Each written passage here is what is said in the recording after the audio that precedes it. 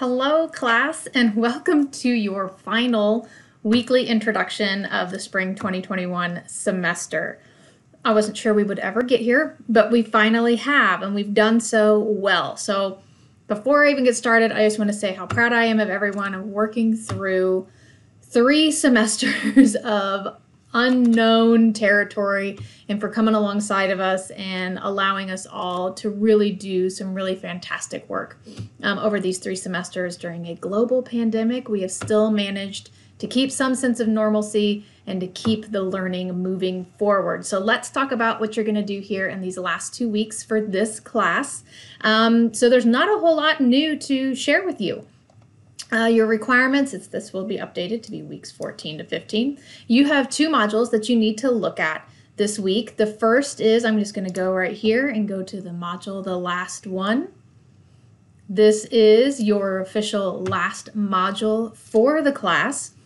It really just has some last minute wrap up things for the semester. So your learning resources, nothing. There's nothing you have to learn new. Data management, nothing new, nothing new to be learned here, except what I want you to do is just go through and do some final thoughts about the class. If you were ever wondering why are we learning Python after all of this, if you were wondering why we've embarked on this adventure, I just like to give you guys some perspective from the professional side of things the things that I see and hear when I'm in the normal times and also in the pandemic times when we're doing all of our conferences via Zoom, of the things that I hear when I'm out there amongst the people who are going to become your colleagues when you leave Miami and go on to your next adventures. The one is that I hear a lot from people who are in the GIS profession that if you have only one programming language that you have time to focus on and that you want to learn, it should be Python.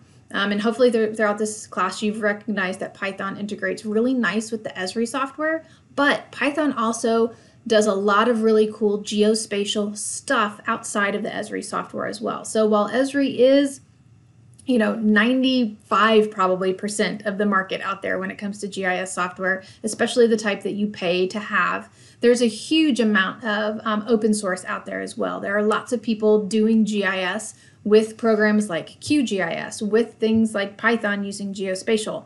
So there's lots of things that are being done out there without the pay-to-play software. So I just want you guys to know that what you've learned about Python will translate to something other than just the Esri software. This is some advice from a fellow Ohio GIS professional. Alec Marshall is currently an employee at Wolpert in Dayton, and at an Ohio GIS conference in fall of 2020, he was giving a talk, and I did a screen capture of one of his slides, and he was just talking about his recommendations for learning Python and learning GIS, and he said that from his perspective, he highly recommends learning Python independently of GIS as a concept first. And I was happy to see that, only because that's how I prefer to learn it and to teach it. So it's always nice when someone else kind of validates that for you. Get a handle on the topics. Getting a handle on the topics of Python will make you a better programmer when it comes to introducing things like ArcPy. If you have an understanding of the programming language or scripting language itself, it's going to help you understand some of the nuances that you're being asked to do within a particular module like ArcPy. And just reminding you that GIS is complicated. Python is complicated. You aren't being asked to learn easy things here. So we're incorporating 2 very complicated topics into this class. So well done. And it is kind of nice sometimes to keep them separate until you have a grasp on them individually. So which is what we've done in this class. Beginning of the semester was keeping that Python isolated, so you just focused on that. Your intro to GIS class is your focus on your GIS, as would be your advanced class if you've been there as well. And then the second half of this class is where we're working to integrate those. So I just wanted to let you know that the model that we teach here at Miami is also something that other people in the profession would recommend if they were to model it as well.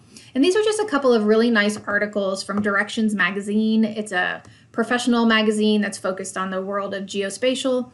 They will sometimes have articles about programming, GIS skills for the professional, what to do as a professional to get a leg up in the job market. And these are 2 that they've addressed Python specific and also just coding in general. Do GIS professionals in the current age need to know how to code. And hopefully you do read them, and I will tell you that the answer from some people is yes, the answer from some people is no, and the answer from a lot of people is either no but or yes but.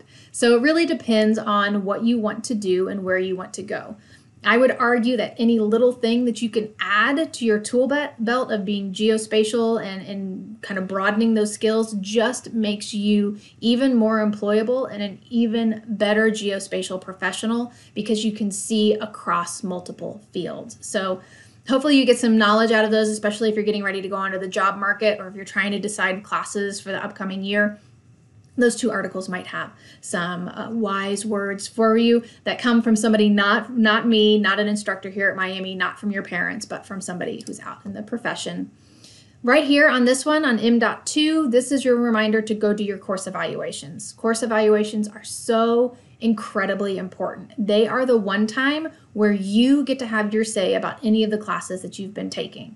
They are also used by us to do a lot of kind of assessment of our course materials and looking to see where we might need to bend and weave or change. I have changed a lot of my course content over the years based upon feedback on course evaluation. So if you have something to say, this is your opportunity to say it. So please, not just for this class, but for all of the classes here at Miami, get in, fill out those course evaluations, take a moment. You don't have to write long paragraphs. If you just want to get in and answer the ones that are associated with numbers, that's fine. But make sure that you're using it as an opportunity for you to voice your opinion and your retrospection about the classes that you've had here at Miami.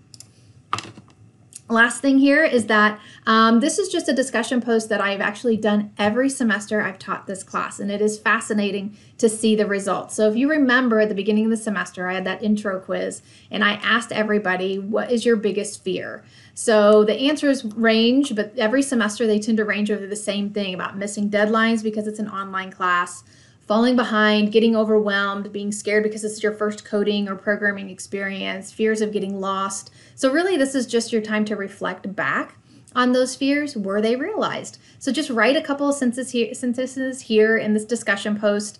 Were your fears realized? Was it better? Was it worse? And really, this is an opportunity for you to be honest. And I just ask that this is a public forum.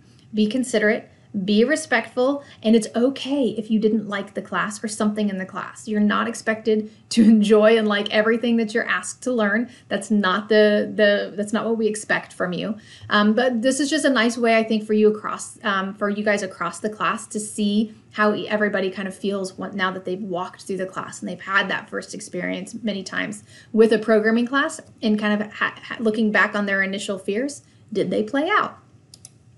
All right, then there is just the final page. So this is the last landing page for you of the class. This is an opportunity for you for me to tell you, honestly, to say thank you for a good semester, for yet another weird semester during this whole COVID pandemic, but thank you for a good semester. I hope that you guys have been able to learn what you wanted to learn out of the class. For those of you that are graduating, congratulations and best wishes on your next adventures. For those of you that are sticking around, I will be back in my office in fall 2021. I'm now fully vaccinated. I hope you guys are going to be vaccinated fully as well, so that we can start to get back to some normalcy in the fall and see each other on campus. I look so forward to being able to walk around campus and see other people there. And there is one last final script for you to download. Nothing required, just download it and run it. And it's just a nice little way for me to say thank you and goodbye for the semester. So that's your last landing page. Do remember that for this week, you need to address your projects as well, and I will have a separate video that's on the landing page for the projects as an update for this last 2 weeks of the semester. So it's been a pleasure, and I look forward to spending the next 2 weeks with you, but this will be the last time you get a weekly introduction.